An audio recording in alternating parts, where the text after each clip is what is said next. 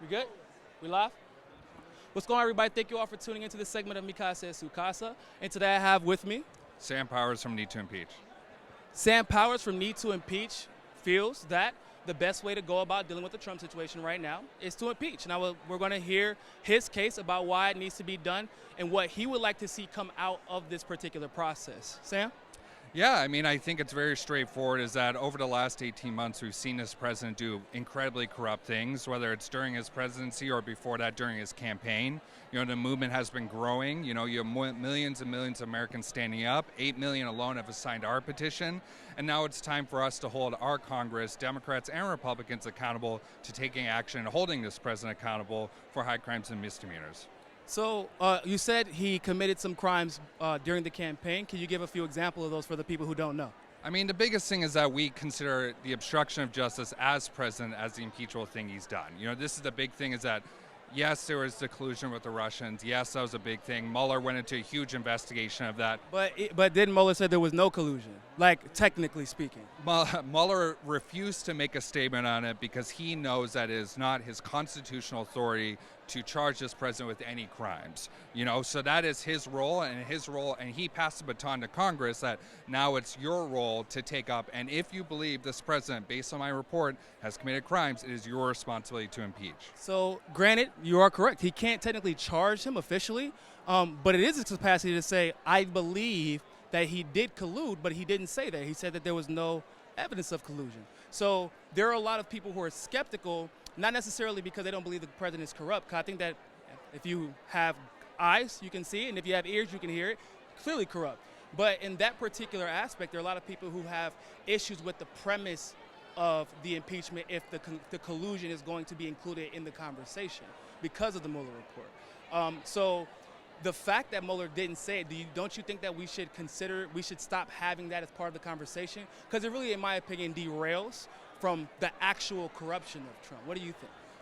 I mean, we as an organization, we are focused on obstruction of justice, to your point, where collusion is not a legally defined word. And frankly, the president has really taken control over the last 18 months by saying no collusion, no collusion, no collusion. And he's really changed the debate on this, where yes, there is some evidence that they did intend to work with the Russians. Maybe it didn't happen, maybe it didn't go through, maybe the president tried to, maybe it didn't.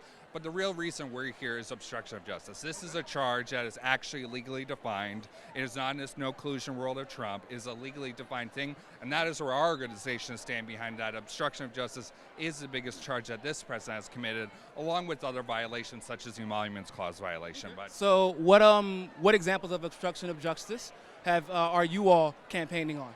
I mean, obstruction of justice is really what Mueller laid out in his report, where really doing everything to stymie the investigation that Mueller was doing. So we kind of wrapped out all up. Yes, earlier in our work that we believed the firing of James Comey was an obstruction of justice charge, but I think what the Mueller report showed is that there are tons of minor obstruction of justice cases throughout this, and that this was really a president that was kind of rampantly doing this. But then we end up finding out through the firing of Andrew McCabe that wasn't done by Donald Trump. If we're being honest, it was done by the FBI. The FBI said his conduct was unbecoming, that he had vast conflict of interest, and James Comey put him in charge of this Russiagate, quote-unquote, investigation, knowing that the Hillary Clinton camp had been helping his wife in Virginia, that, you know, clearly he had a vendetta out against Trump, as we found out from the text message from Peter Strzok and Lisa Page.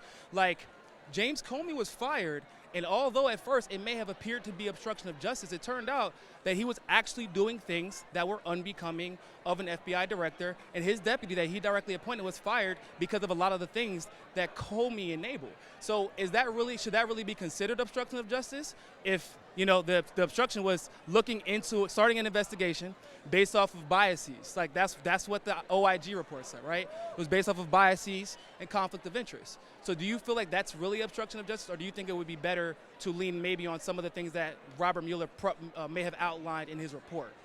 I think we are in a position where we had Robert Mueller write an incredibly detailed report on what is the reality of this president throughout the last 8 months as president, on what his role is obstruction of justice. And I would lean as our organization that this is what Mueller came forward, this is the report he issued, and it is now the responsibility of our Congress to take action on this, because the report's written, let's do inquiries, let's start this process, let's get that Mueller report out to the public, and let's Americans make that decision of we need to hold this president accountable. Now, from a strategic standpoint, I'm assuming you're a Democrat? Yes. Or are you I'm a registered Democrat. registered Democrat, but you're independent leaning? I'm a registered Democrat. Okay, that's cool. So from a strategic standpoint, there are a lot of people who believe that it is not smart to galvanize Trump's base because he's been made a victim, and in some cases, it's been illegitimate, like with the Russia thing. Now, in other cases, like with the emolument clause, which is a thing that I think almost everyone agrees on, it's true, he's violated it. The problem is almost every single other senator and Congress person has violated it as well in various ways. So a lot of people make the argument that it would be better, our time would be better spent working on beating Trump in the voting booth than working on and diverting resources and attention towards impeachment, because then people become focused on that rather than beating him in the voter booth. What would you say about that?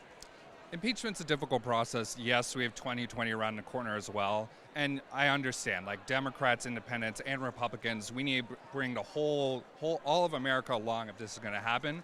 But also our organization refuses to believe that that's impossible. Like, I think our role as an organization is pushing the leadership in Congress, Democrats or Republicans, to take action on this, pushing voters, Democrats, independents, and Republicans, because that's where we're at. But you don't think there'll be any backlash from his base, because it seems like he's actually gotten more popular the more he's been victimized? I think the moral duty of our country is to take action and not fear what his Trump base really thinks about this. It is our responsibility to take action. Thank you very much, man. I appreciate you. Thank you.